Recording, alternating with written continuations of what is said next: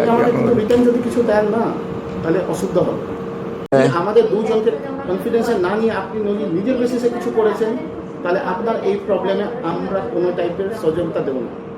আমি অলরেডি সকালে SME department এলএচওকে জানিয়ে দিয়েছি, ঠিক আছে? তো আপনার দিক থেকে কোনো ট্রিগারিং হয়েছে থানাতে? আরে বাহেনচোদ, তুই যখন আমাকে এই কথাগুলো বলছিস তখন লিখিত অভিযোগের কথা বিষ্ণু ঘোষ হয়তো জানেও না। স্টেট ব্যাংকের মালদা ব্রাঞ্চের মতো বড় ব্রাঞ্চের কাউন্টার থেকে টাকা চুরি করে ধরা পড়েছে বিষ্ণু ঘোষের কর্মচারী। সেই বিষ্ণু ঘোষ ওই কাউন্টারের ক্যাশিয়ারের বিরুদ্ধেই লিখিত অভিযোগ করতে আসছে। এরা বিষ্ণু ঘোষের 14 পুরুষেরও ক্ষমতা হওয়ার কথা না। শুধু টাকা চুরি হওয়ার জন্য আমার কোনো বিপদ ঘটেনি।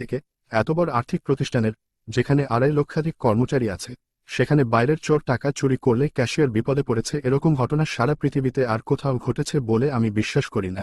চোরের এমপ্লয়ার চোরকে বাঁচালো, আর আমার এমপ্লয়ারের উচ্চ পদস্থ কর্মচারী হয়ে তোর চুরি করার, ঘুষ খাওয়ার, দুর্নীতিগ্রস্ত হওয়ার শখ হলো।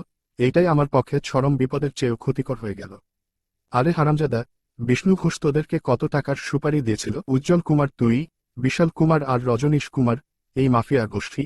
তোরা স্টেট ব্যাংককে যতটা কলঙ্কিত করলি এটা বোঝার ক্ষমতা স্টেট ব্যাংকের কারোর আছে বলে মনে হয় না। তোরা আমাকে কখনো কথাই বলতে দিসনি। তোদের নিজেদের সম্পর্কে এত আত্মবিশ্বাস ও দুঃসাহস কিভাবে এলো জানি না। স্টেট ব্যাংক যে তোদের বাপের না, এই সোজা কথাটাও তোদের মাথায় ঢুকে না। কিন্তু অন্যদেরও কিছু থাকতে পারে, সেই অভিজ্ঞতা তোদের একদমই নাই। স্টেট ব্যাংকের উঁচু পদে চাকরি করেও তোদের অপরাধ প্রবণতা প্রচণ্ড বেশি। জেনে রাখ, তোদের বিষাক্ত মিথ্যা কথাগুলো আমার মাথায় আসে না কিংবা কানে বাজে না। জেগে থাকা অবস্থায় আমার সেরকম 1 ঘন্টাও কখনো আসেনি। 6 বছর পার হয়ে গেছে। এত জঘন্য অপরাধের শাস্তি তোরা পাবি না এটা আমি বিশ্বাস করি না, শুধু সময় আসেনি তাই।